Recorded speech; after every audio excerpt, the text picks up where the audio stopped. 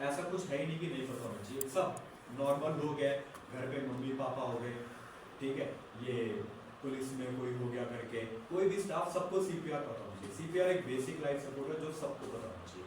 BLS सिर्फ हमारे लिए रहता है। तो सीपीआर के इंडिकेशन कब कब आपको लगेगा कि किस किस मरीज में जरूरत है, वही जैसे दिल कभी रुकता है, कभी सांस की प्रॉब्लम होती है, किसी को इलेक्ट्रिक शॉक हो गया, कभी आपको लगा ड्रग ओवरडोज हो गई, ये सब कंडीशन है। हर मरीज में सीपीआर स्टार्ट नहीं करना पड़ता। कोई चक्कर खा के भी गिर सकता है, किसी ने खाना नहीं खाया वो भी गिर सकता है, कुछ भी प्रॉब्लम, डर के मारे भी गिर सकता है, डर के मारे बेहोश हो सकता है। तो हम सबसे पहले पता करना है कि किसको देना है किसको नहीं देना, ये सबसे इंपॉर्टेंट चीज़ है। कोई भी मरीज मतलब कोई भी गिर गया, इसका मतलब ये नहीं कि डेट मीन स्टार्ट कर गए।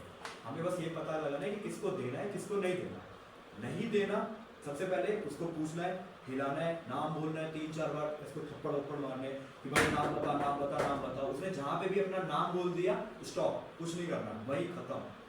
जहाँ पे उसने इतना कुछ करने के बाद भी कुछ नहीं बोला, तुरंत आपको देखना है, तुरंत देखना है पल्स, नब्ज, यहाँ पे कैरोटिड पे। तो 2 अंगूठे इस ये जो हमारा बीच का, इससे 2 अंगूठे दूर जाके प्रेस करना है। तो वहाँ पे देखा, आपने देखा कि वहाँ पे है, रुक जाना है, कुछ भी नहीं करना, सीपीआर की जरूरत नहीं है उसको। वहाँ पे देखने के बावजूद भी आपको लगा कि नहीं मिल रही है पल्स, तो सीपीआर स्टार्ट करना है। सीपीआर स्टार्ट करने के लिए सबसे पहले लोगों को क्लियर ऑफ करना है, ठीक है। आपके साथ 1 या 2 हेल्पर होंगे, रेस्क्यूअर जिनको बोलते हैं। फिर उनको बिल्कुल फ्लैट पे लिटाना है, ठीक है। आप उनके साइड में आओगे, ठीक है।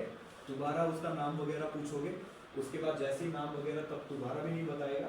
उसके बाद तुम्हें आपको अपने हाथ स्टार्ट करने, एक बिल्कुल फ्लैट रहेगा, एक ऐसा रहेगा। कहाँ रखना है इसको, अगर नहीं समझ में आएगा तो एटलीस्ट निपल्स के लेवल पे, ठीक है, रखना है। आपके साथ रेस्क्यूअर रहेगा।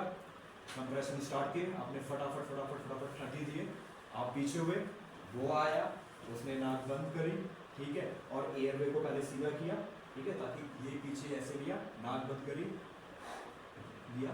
ये देखना है कि चेस्ट एक कम से कम 1 सेकंड के लिए तो लिफ्ट होना चाहिए। फिर दोबारा ब्रेथ दिया, फिर वो पीछे हुआ, फिर बंदा आया, फिर उसने कंप्रेशन दिया, फिर वो दिया, ठीक है। तो ये करना है करके, और ये देखना है कि चेस्ट का मतलब जो उठ रहा है वो कम से कम 1 सेकंड तक तो उठना चाहिए प्लीज सांस लेने में। और अगर कोई कंफर्टेबल नहीं है सांस लेने में, कोई बात नहीं, प्रेस करते रहो, कोई प्रॉब्लम नहीं है। रेस्क्यूअर केवल एक ही है? हाँ, रेस्क्यूअर अगर एक ही, हाँ अब देखो, रेस्क्यूअर 1 या 2, अगर रेस्क्यूअर आपके साथ 1 है, एडल्ट के केस में 30 कंप्रेशन और 2 ब्रेथ, ये फिक्स है, चाहे 1 हो चाहे 2 हो, ये फिक्स है। बच्चों के केस में क्या होता है, अगर रेस्क्यूअर 1 है तो 2 ब्रेथ, लेकिन अगर रेस्क्यूअर आपके पास 2 है तो 30 की जगह 15 हो जाएंगे।